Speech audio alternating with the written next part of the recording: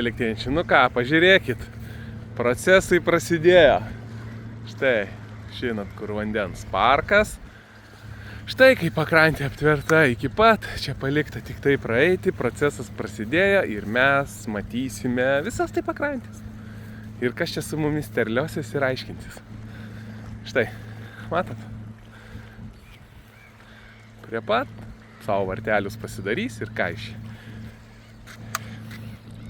Štai jau. Ir visas vaizdas. Ir tai bus visur.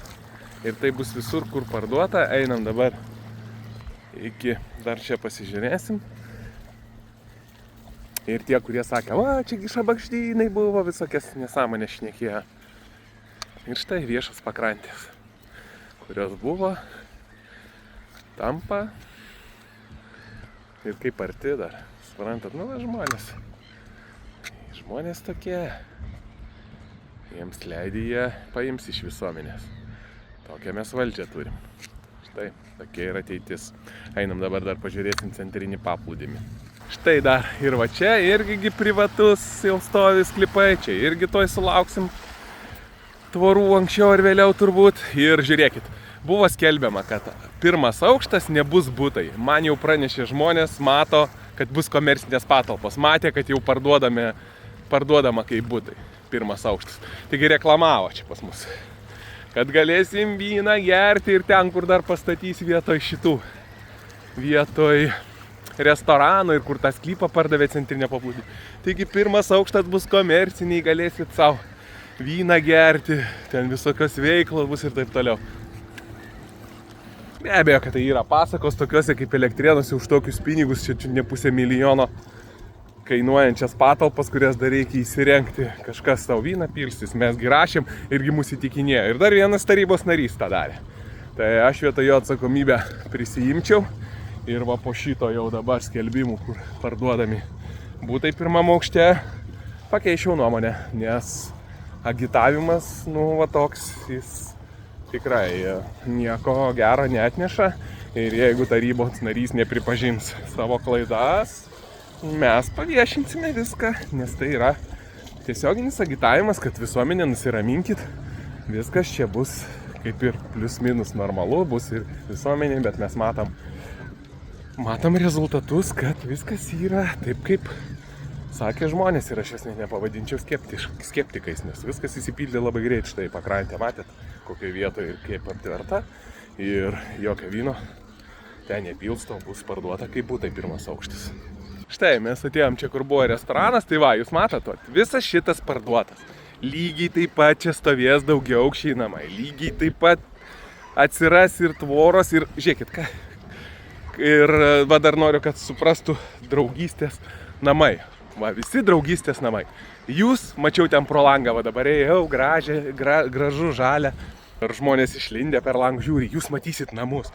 Jūs suvokite visi, va štai aš jums parodžiau vaizdą. Jis niekom nesiskirs.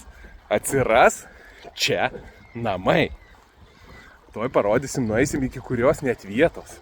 Kad visi suprastumėt adekvačiai. Matėt, sakė, atsiras žmonės tvoros, pakrantės apsitvers. Taigi ką, valdžios mylėtojai? Ne, čia visi įsigalvoja, šabakštynai buvo. Štai tvoros yra. Kur mūsų dabar valdžios mylėtojai? Prašom pasisakyti. Reklamavo, kad čia kur namus pastatys, čia bus komercinės paslaugos, čia vyks čiutinė veikla ir taip toliau.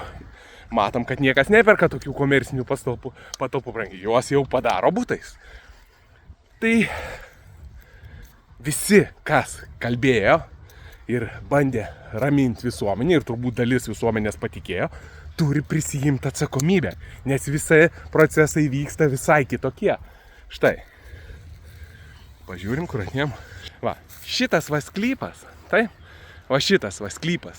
Tai jau neskaitant to, kur ten namai suplanuoti. Va šitas visas centrinis paplūdimys va priešais yra parduotas, kad jūs suprastumėt. Yra parduotas už 80 000 eurų. Ir lygiai taip pat jūs matėt vaizdas, kas bus su pakrantė. Lygiai taip pat. Ir visas mūsų šitas va paplūdimys yra suskirstytas sklypais. Gal kažkam dar visuomenį nedaeina ir kam nedaeina, turiuomenį sakau. Viskas suskirstytas sklypais.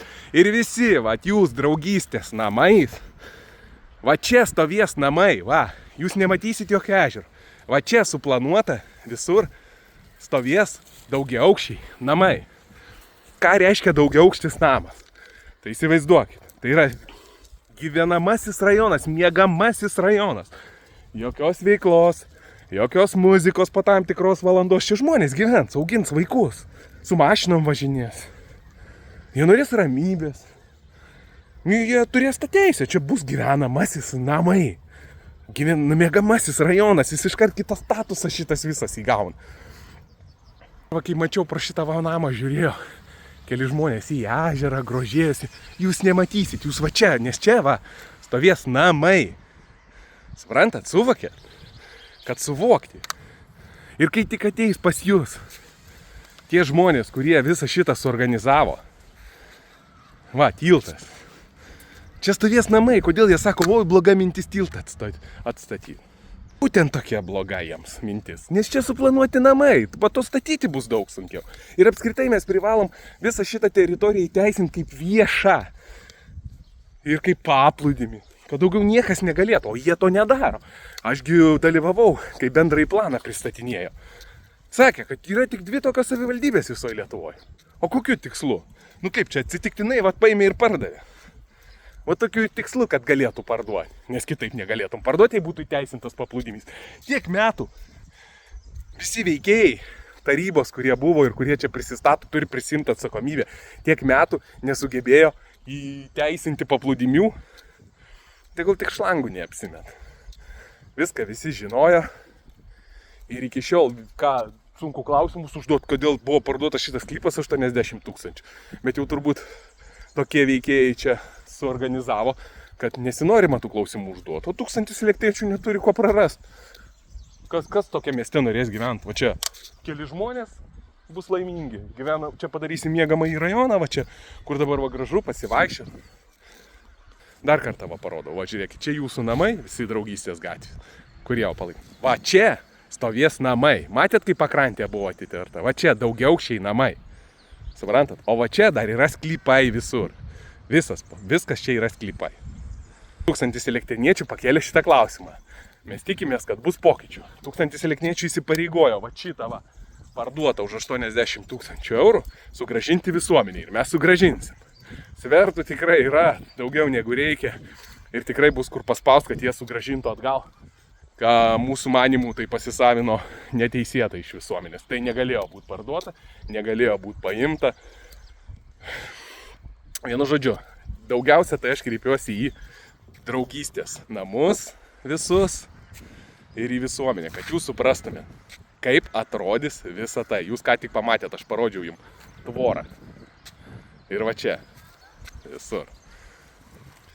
Tai toks likimas laukia. Visa laimė, kad mes susibūrėm į 1000 elektriniečių, visa laimė, kad mes tampam jėga, todėl kad kiekvienas jūsų veiksmas ir lemia, kad mieste yra pokyčiai, kiekvienas veiksmas lemia, kad vienas ar kitas politikas jau pradeda galvoti ir visuomenės interesą atstovauti.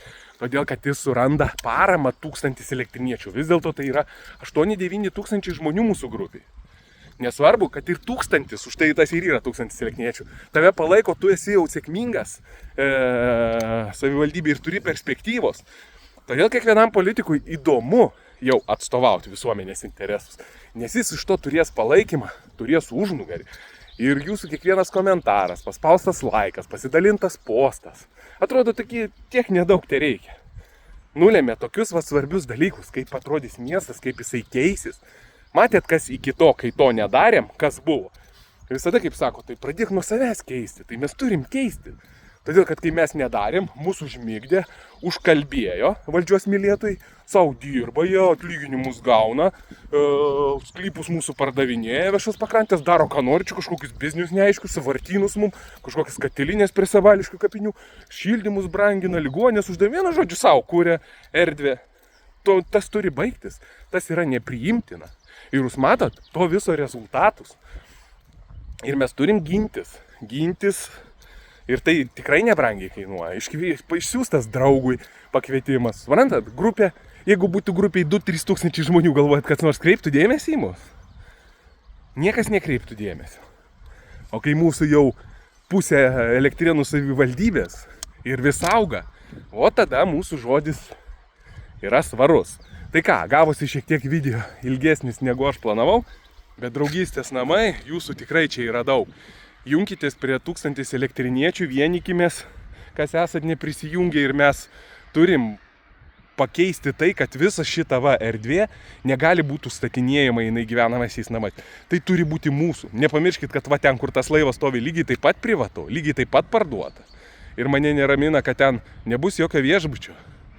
O kaip visada, va, kaip ir tose namuose iš pirmo aukšto komercinių patalpų toj butai pasidarys. Ir čia gyvenamieji namai bus iš vienos pusės, iš kitos pusės. Ir va toks likimas šito rajono. Tai kad būkime budrus. Ir 1000 elektriniečių yra Elektrėnų savivaldybės viltis ir atstovauja mus. Ir mes kiekvienas save atstovaujam. Bet kai mes esame visi drauge, kartu ir kasdieniniai veikloj, pasakom apie 1000 elektriniečių gerą žodį, sakom apie tą žmogų, kuris viešina, sprendžia mūsų klausimus gerą žodį, tai yra energija, tai yra duodanti rezultatą, tai yra keičianti nuomonę likusių žmonių. Ir valdžia su savo tokiu elgesiu, su tokiais pakrančių išpardavimais, jinai praranda palaikymą ir tas labai stipriai jaučiasi. Tai va, 1000 elektriniečių. Būkim vieningi ir tikrai mes pakeisim savo aplinką. Pažiūrėkit, kaip čia nuostabu. Pažiūrėkit, kaip čia gražu. Turim tai išsaugoti savo vaikams ir anūkams. Iki.